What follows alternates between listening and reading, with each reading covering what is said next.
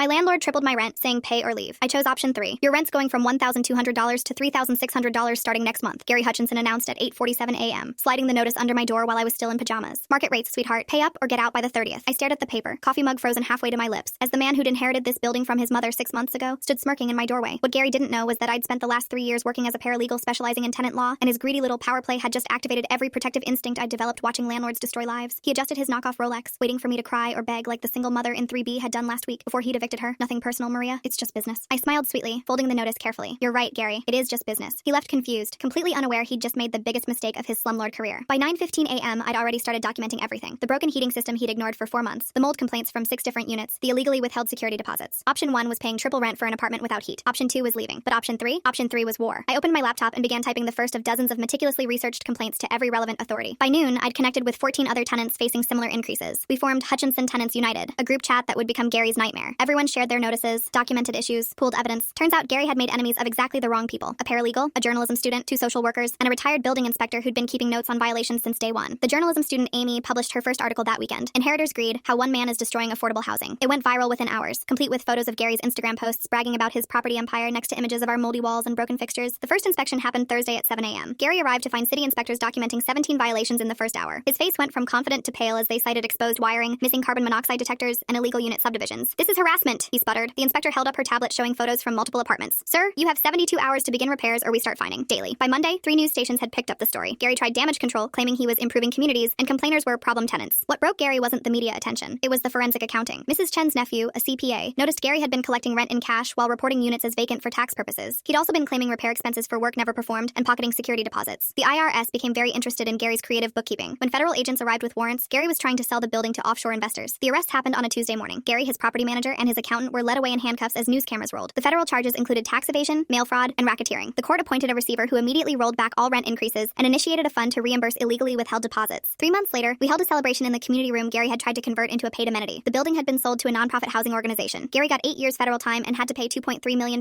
in restitution. His Instagram account, once full of luxury car photos, went dark. I still live in apartment 6F, paying my original $1,200 rent. The heating works now, the mold is gone, and we have a landlord who actually maintains the building. Gary gave me 2 options, but forgot the third one existed. Tenants who know their rights and refuse to be victims.